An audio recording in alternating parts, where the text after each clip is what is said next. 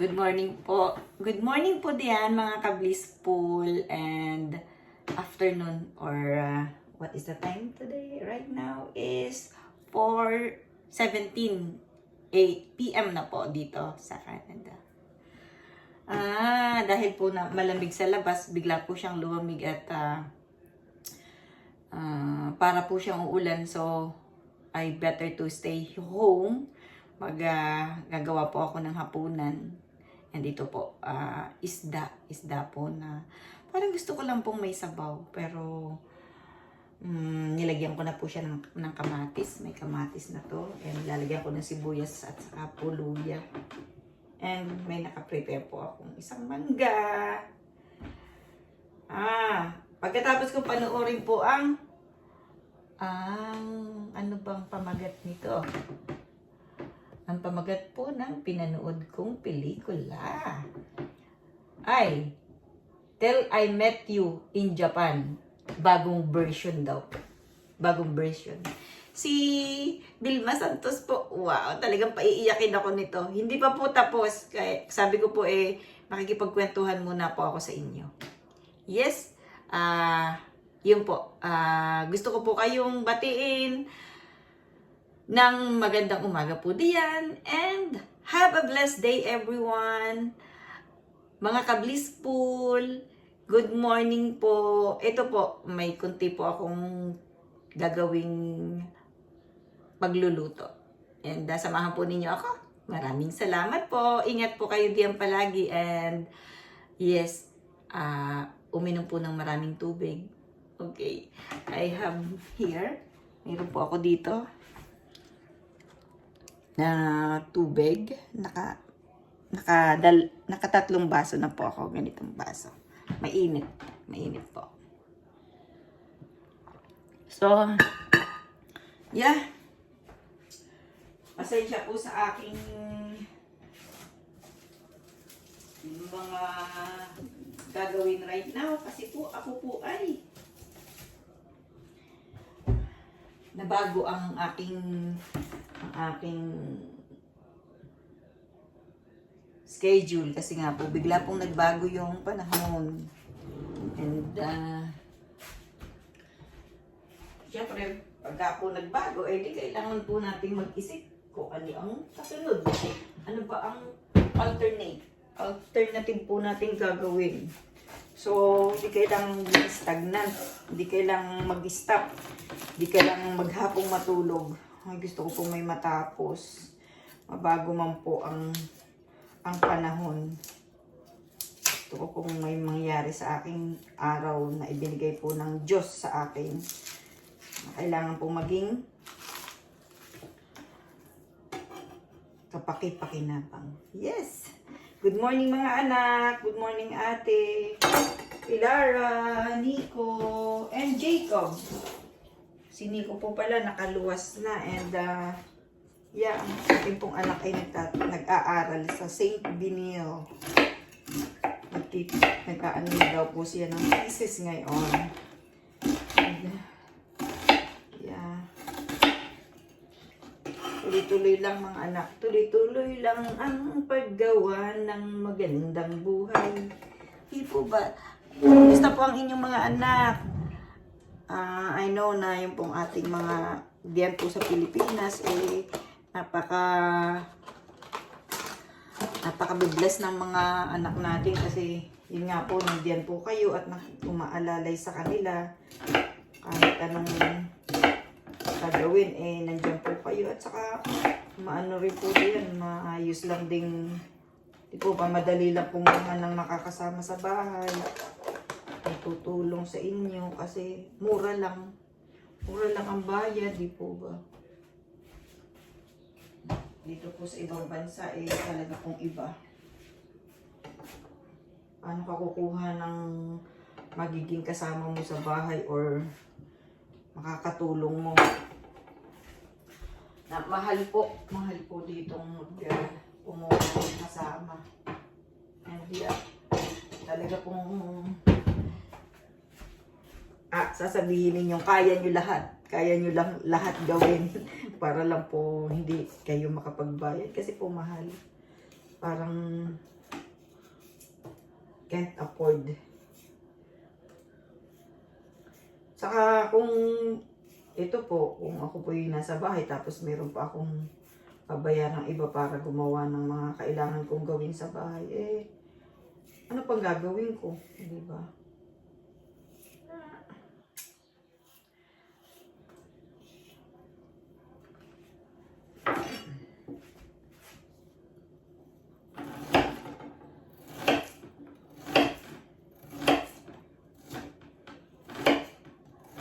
Sunod ko pong gagawin pagkatapos ko pong maghapunan is sisit down na po ako dun sa table ko at gagawa na po ako ng pinangako ko sa inyo na samahan po ninyo akong gumawa. Tayo po ay gumawa ng dream board. Hindi po ibig sabihin tayo po ay may edad na wala na tayong dream board.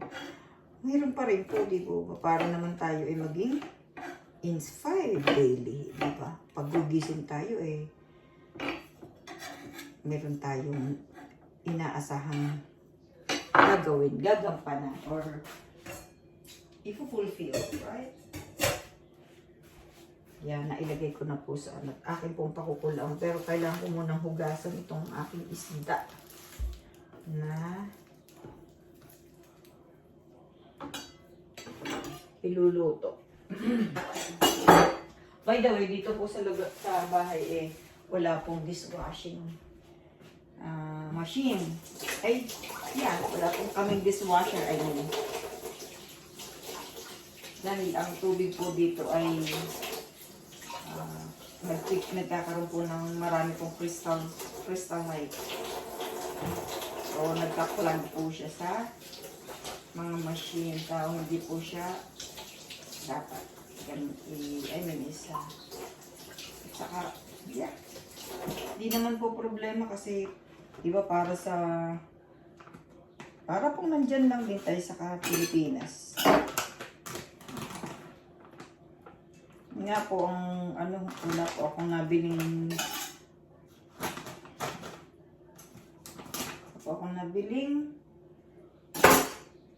fresh na ito po ay frozen.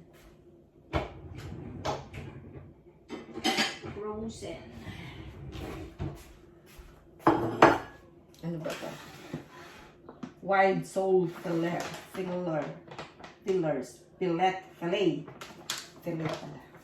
Ano ba? Wild Soul Fillets. Wild. Ganyan. Okay, siguro kailangan ko naman. Parang gusto ko lang po siyang parang sinigang. Yan. Isang kain.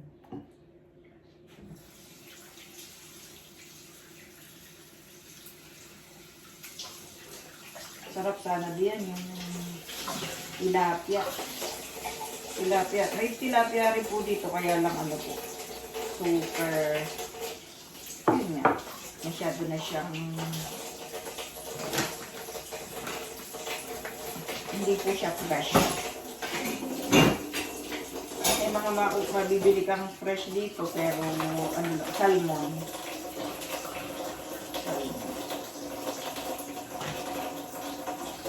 Sana marunong lang ako mamingwit. Yun po sa malapit na ilog dito sa amin. Pwede pong mamingwit. Maybe someday matututo rin ako mamingwit. Naalala ko yung tatay ko. Nung po bata pa kami. Pagkahuli po niya, ilalako po namin yung kakambal ko po. Ilalako po kami. Usually, yung po kakambal ko ang hindi mahiyain nung panahon yun. Ako po ay super mahiyain. Pero nga po, nung matatapos na ako ng dentistry, sabi ko, paano ko kaya i-market yung aking clinic kung ako hindi marunong makipag-usap sa tao, kung ako mahihiya. So, na-develop po yung aking personal. At ako po ay ngayon, hindi na po ako mahihiyain.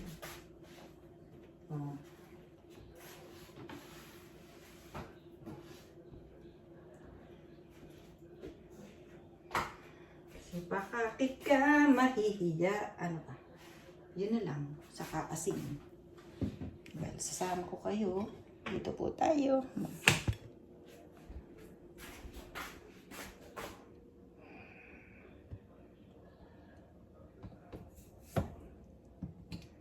There we go. Kita po ba ninyo? Nahirap. Yan. Yan po yung mga itlog na aking nakuha today. Yan. Ganyan lang po. Ganun lang ang aking napakasimpleng pagluluto. Pero lalagyan ko siguro ng salt. Tansyahin ko lang kung paano ang salt nito. Para lang magkaroon ng lasa. Bakit nung bata pa kami, wala namang mga kung ano nung inilalagay na pampasarap. Ano lang po, asin, tubig, asin. Hindi nga po namin nilalagyan nun ng sibuyas at saka luya. Hindi namin nilalagyan. Parang sinigang, yung nilalagyan po yan. Magpapakulo ng tubig, ilalagay mo yung isda and then parang wala din nga siyang, siguro may kamatis din. Pero ganun lang kasimple ang buhay. Tapos lalagyan po ng talbos ng kamote. Yun, pagkain na namin.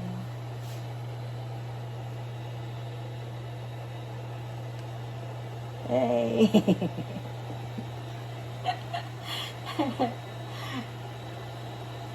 Nagkulay po ako ng buhok kanina and then ayun, sinukulay-sukulay, dinry ko po sa hair dryer and then ayan na po ang color ko ngayon. Kasi parang namuti yung aking talagyan ko rin ng konting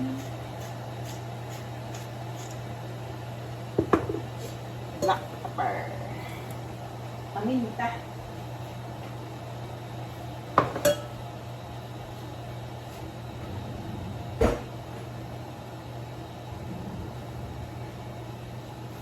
Okay lang po ba kayo dyan? Kayo po ba ay naiinip? O kayo po ba ay naiinis? Huwag naman kami maiinis. Kasi ito po, oh. Huwag po maiinis. Yan, kumukulo na siya and tuminyo. Hindi pa nakita.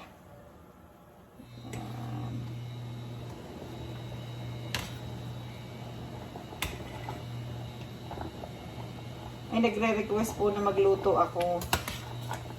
Yan, ito po. Magsisimula na po ako. Ito na po ang aking niluluto.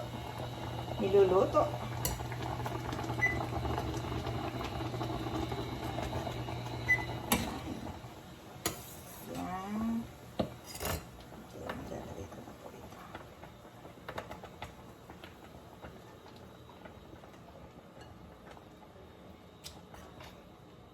Kasimple. Tapos ang rice ko po is black rice. Ginagawa ko po, nagluluto po ako ng marami na black rice. And then, nilalagay ko po siya sa freezer. Maglalabas ako para i-init ko.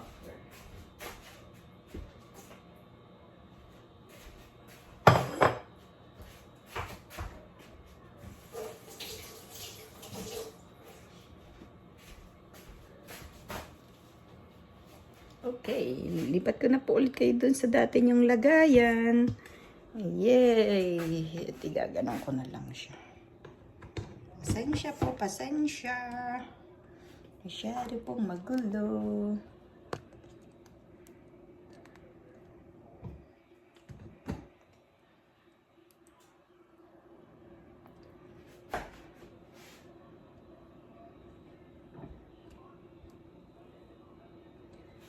Pagka nakabili po ako ng stand nitong yung handy, makikita niyo na po yung lahat ng aking galaw.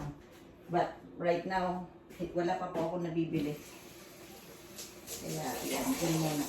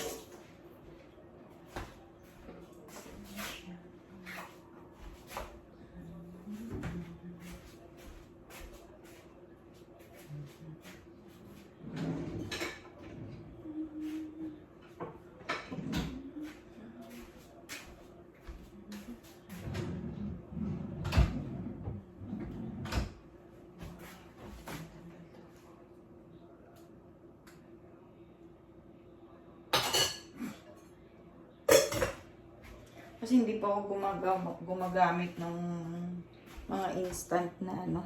Basta natural ano po yung ano ko. Asin at saka hindi po ako nag-aano ng mga mamasita. Wala po akong ganun.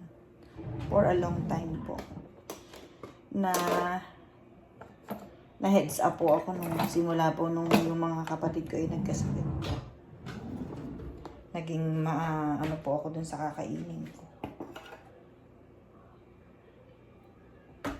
Kasi, yun nga, mahirap pong magkasakit. Lalo na dito po, sa malayo sa bayan natin.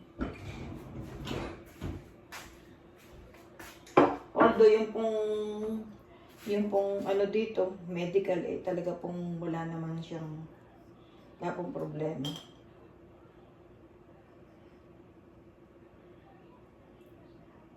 Kumbaga, tiyan po mas mahirap magkasakit sa Pilipinas. Mauubos po ang inyong pinaghirapan pag po wala kayong medical insurance. Kaya, ini-encourage ko po kayong magkaroon ng medical insurance para yung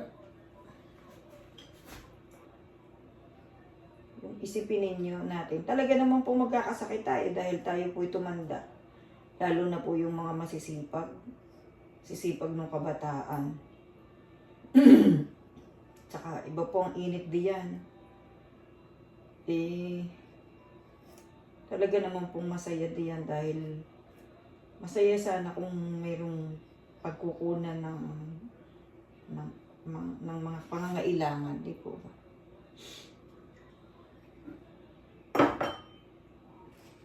Pero para po sa akin yung kinabukasan ng mga bata, yung pagtanda ko, as in matanda na po ako right now, yung pagtanda ko po is yung dito po yung what's that? I'm gonna taste. Taste natin.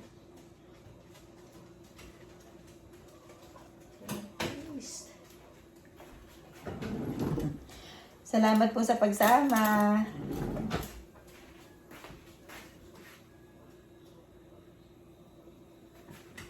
Sana tama na yung asin. Ay! Wala pong lasa. Walang lasa. Hehe. Hihi. Oh!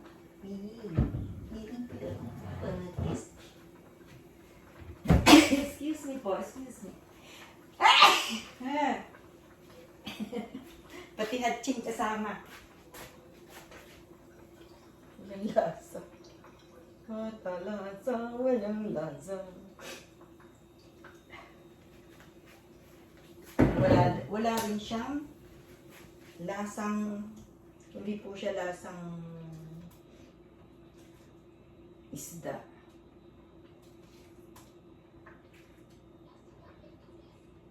Gusto kong sinigang yung salmon head. Kaya lang wala po akong kasama sa pagkain. Sarap yung kumain ng may kasama. Yung head. Sort of. Medyo may lasa na.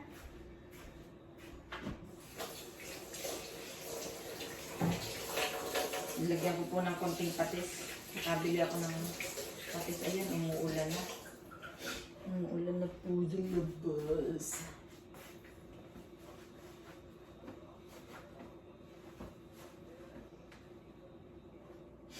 Ang isa ko pa pong gustong ma-fulfill yung pagluluto ng mga magbe-bake. Sarap. Sarap.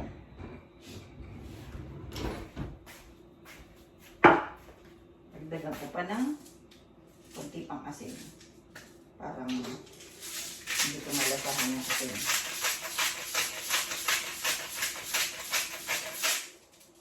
And that's it. So, then gagawin ko na tong mangga. Yan, tingnan niyo po yung aking kusina. Nandito na po yung laundry. Hindi ko na, kasi po dati ito ay nasa basement. Kaya lang, hindi ko po kayang magbuhat-buhat. Kaya ito, dito ko na po pinalagay para napaka, na sa akin. Easy. Ito pong mangga ay sa Indian mango. Pero grabe ang laman.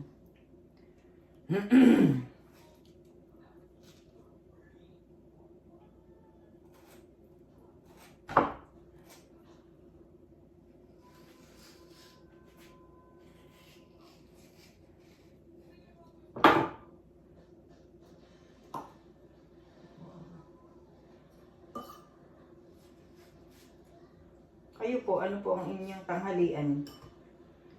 Tanghali na ba? So, 4, 5, 6, 7, 8. Ay, magahan pa pala. 8 pa lang pala dyan. Ano po ang inyong naiisip na tanghalian? Sarap sana ng tanghalian. Dyan na po. Yung sa bukid ka. Sa bukid. Ay, alam niyo po, nung isang linggo, nakabili po ako ng maraming saging, yung dahon po ng saging. Tapos nakabili ako ng maraming saging na hinog na hinog. So, ginawa ko po, nagsuman po. Grabe, katatapos ko pa lang pong kainin yung isang piraso ng suman kagabi. marami rin po akong nagawa. Talaga naman pong sino naman ang kakain. Ako lang po yung nag-iisa. Nag-iisang kakain ng suman. Meron po akong kaibigan. Si Tita Maria. Yeah, ang mapagmahal kong tita. Na-meet ko lang po siya dito and nagkaroon po kami ng malalim na pagiging magkaibigan para na po kami magkapatid, para na po kami magtiya. Kasi lang naman po ang tanda niya sa akin. I believe na lang po siya, 64 right now.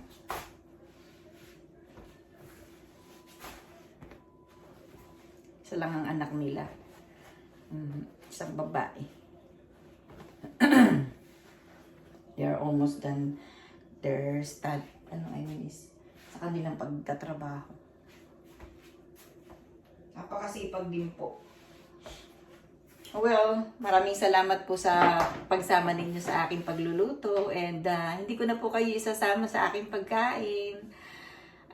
Actually, ayoko pong ipakita yung aking pagkain kasi naisip ko po tuwing po ako kakain, naisip ko po yung aking mga anak. Na sana ako yung nagluluto ng kanilang pagkain. Gaya po nung mga maliliit pa po sila. It's been a long time na hindi po ako nakaka-uwi since 2020 bago po mag-COVID. Nung pong nag-COVID time, ako po ay nandyan, January. So, umuwi po ako dito na January 29, I believe 29, and then nung nasa airport po kami, binibigyan na po kami ng mask. Kailangan na po namin mag-mask. Tapos, may naghigpit po siya. And then, nagtrabaho po ako ng the following month, ng February. And then, ikinlose po kami ng parang February din. Kasi nagkaroon po ng parang convention ang mga dental professionals. And then, yung pong isa sa dentista ay namatay after 3 days. So, kami po ay automatic na isinara. Lahat po ng clinic ay isinara. And nag-reopen po siya ng August. So, napakatagal po nung dilema namin dito. Ako po nung pong isara nung araw na yun yung clinic, ako po iyak ng iyak. Tapos takbo po ako ng takbo. Kasi para po ako natakot na paano ko ako yung magkasakit. Paano, layo po namin mag-iina. So, ayun.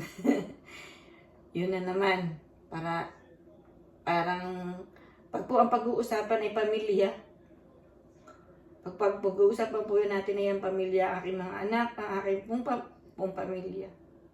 Napupunta po ako sa crying.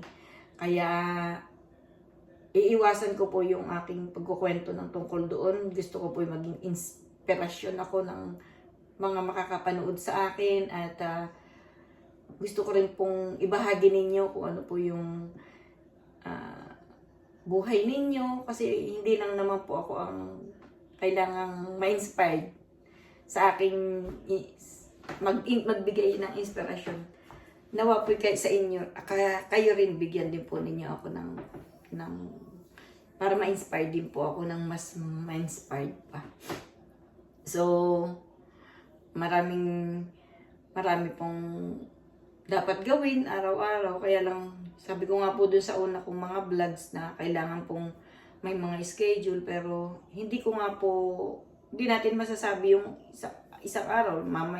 Kunyari, matutulog po tayo ngayon, maayos tayo, tapos paggising natin kinabukasan, iba na po, hindi na siya katulad nung kahapon. Kaya nga po, wala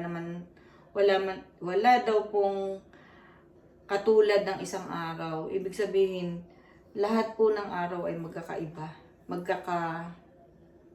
Hindi siya, walang katulad ng isang araw. That's it. The very clear thing. So, kaya po kailan, sabi nga nila, day by day magpasalamat kung ano yung binigay sa ating ngayong araw na to. So, yes, yun po. Hanggang sa susunod pong vlog. Maraming salamat po sa inyong lahat. Patnubayan po tayo ng Diyos araw-araw.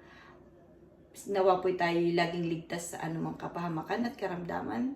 Maraming salamat po mga ka-blissful, and have a blessed day. Ingat po kayo palagi.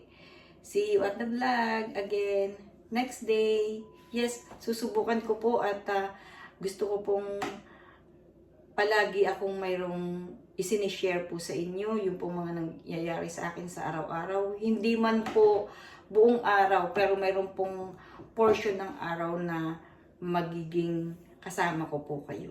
Ngayon po ay Sunday dito, August 18, 2024. Yeah, and sinusulat ko po yun sa aking pong book ng aking pong YouTube channel book. Meron po akong ganun. And ipakikita ko po sa inyo in the near future. Pagka po tayo ay marami-rami na ang nagawang film. Opo. Maraming salamat po uli, and have a blessed day, mga ka-blissful. Bye!